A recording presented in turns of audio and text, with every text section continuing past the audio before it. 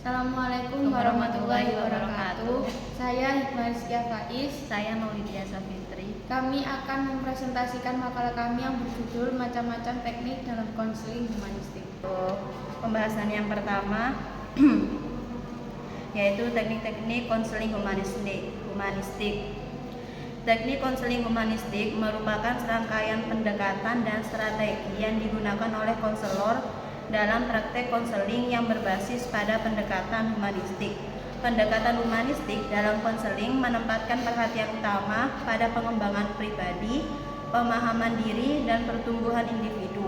Teknik-teknik ini dirancang untuk membantu klien dalam mengeksplorasi dan memahami pengalaman subjektif mereka sendiri, memperluas kesadaran diri, dan mengembangkan potensi pribadi mereka. Teknik yang dianggap tepat untuk diterapkan dalam pendekatan ini yaitu teknik client-centered therapy, sebagaimana dikembangkan oleh Carl Rogers, meliputi yang pertama yaitu acceptance, penerimaan. Merupakan teknik yang digunakan konselor untuk menunjukkan minat dan pemahaman terhadap hal-hal yang dikemukakan konseli. Penerimaan artinya menerima apa adanya, menerima pribadi klien sebagai suatu keseluruhan. Sebaliknya, membenarkan atau tidak menyetujui segi-segi kepribadian atau kelakuan seorang klien. Ada dua bentuk penerimaan, yaitu lisan atau verbal dan non-verbal. Penerimaan diri atau self-acceptance ialah suatu kemampuan individu untuk dapat melakukan penerimaan terhadap keberadaan diri sendiri. Hasil analisa atau penilaian terhadap diri sendiri akan dijadikan dasar bagi seorang individu untuk dapat mengambil suatu keputusan dalam rangka penerimaan terhadap keberadaan diri sendiri. Yang kedua yaitu respect atau rasa hormat. Rasa hormat bisa ditunjukkan kepada orang lain dengan tingkat kedekatan yang berbeda. Misalnya dengan teman, orang tua, bahkan orang pengetahuan asing yang baru dikenal. Sikap menghormati orang lain yang berbeda atau menantang dan memusuhi. Yang pertama yaitu penerimaan, yang kedua autonomi atau kemandirian, yang ketiga privasi, menghormati orang lain, yang keempat non-violence atau non-kekerasan, yang kelima yaitu courteous, yang keenam polite, sikap sopan, yang ketujuh concerned, sikap perhatian atau memberikan perhatian pada orang yang dihormati. Yang ketiga yaitu understanding, mengerti atau memahami. Understanding artinya pemahaman. Dalam hal ini, understanding adalah kemampuan untuk mengerti atau menangkap makna, signifikan, dan sifat suatu hal, informasi, ide, emosi, atau situasi tertentu. Dalam konteks konseling, pemahaman merupakan komponen penting dari hubungan konselor-klien, di mana konselor berusaha memahami pengalaman, perasaan, dan perspektif klien dengan mendalam. Yang keempat yaitu reassurance atau menenteramkan hati dan meyakinkan. Reassurance merupakan listening response atau respon yang diungkapkan oleh konselor pada saat klien berbicara atau bercerita. Melalui keterampilan ini, konselor mendukung apa yang dikatakan oleh klien, atau dengan bahasa lain, konselor memberikan reinforcement atau penguatan pada diri klien. Reassurance dibagi menjadi tiga, yaitu prediction reassurance atau penguatan prediksi. Ketika klien menyatakan bahwa ia akan melakukan suatu rencana tindakan yang positif, maka konselor dapat mendukung pernyataan klien tersebut atau memberikan suatu keyakinan. Yang kedua yaitu post-diction reassurance atau penguatan post-diksi. Penguatan konselor terhadap tingkah laku positif yang telah dilakukan klien dan tanpa hasilnya. Keterampilan ini memberikan penguatan pada diri klien saat ini yang semula ragu atas ketidakyakinan dirinya untuk mengulangi melakukan sesuatu hal. Yang ketiga yaitu faktual reassurance atau penguatan faktual. Penguatan yang dipergunakan konselor untuk mengurangi beban penderitaan psikologis klien. Penguatan ini lebih bersifat menghibur klien dengan tujuan agar beban yang dialami oleh klien menjadi berkurang.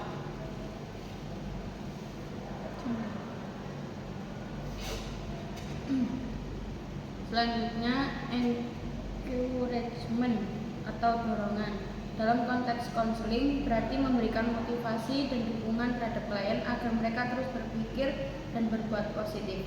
Teknik ini digunakan untuk meningkatkan kepercayaan diri klien dan membantu mereka mengatasi masalah yang dihadapi.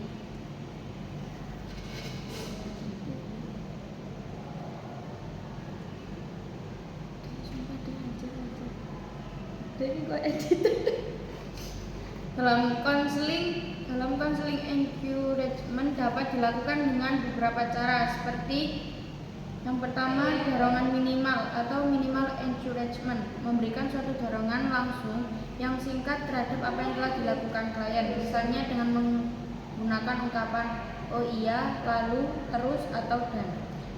Yang kedua, pemberian informasi atau information giving, memberikan informasi yang relevan dengan berguna kepada klien yang dapat membantu mereka dalam mengatasi masalah dan meningkatkan kepercayaan diri. Yang ketiga yaitu pemberian nasihat atau advice, memberikan nasihat yang bersifat langsung dan logis untuk membantu klien mengatasi masalah. Yang keempat, pemberian dukungan atau support, memberikan dukungan secara emosional dan psikologis kepada klien yang dapat membantu mereka dalam mengatasi stres dan meningkatkan kepercayaan diri. Dan yang terakhir, pemberian penghargaan atau prize, memberikan penghargaan dan apresiasi terhadap klien untuk apa yang telah mereka lakukan yang dapat membantu meningkatkan kepercayaan diri mereka.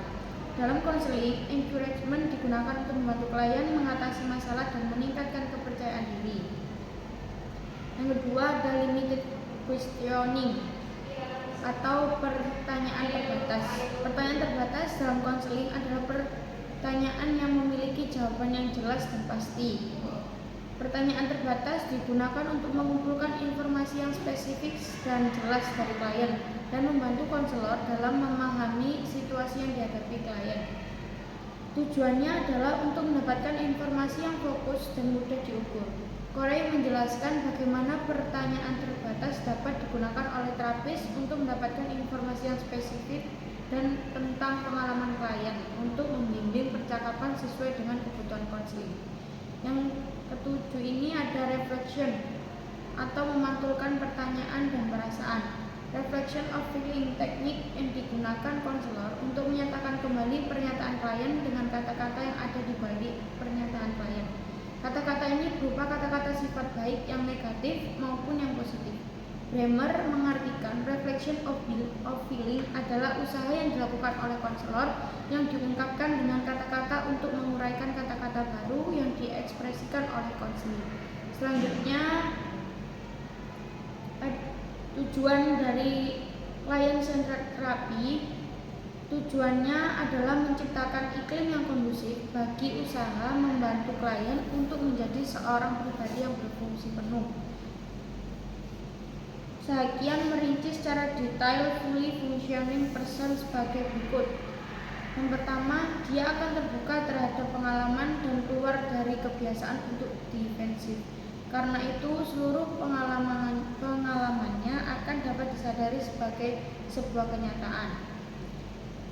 Struktur self-nya akan kongruensi dengan pengalamannya. Struktur self-nya akan mampu berubah secara fleksibel sejalan dengan pengalaman baru. Dia akan berperilaku secara kreatif untuk beradaptasi terhadap peristiwa-peristiwa yang baru.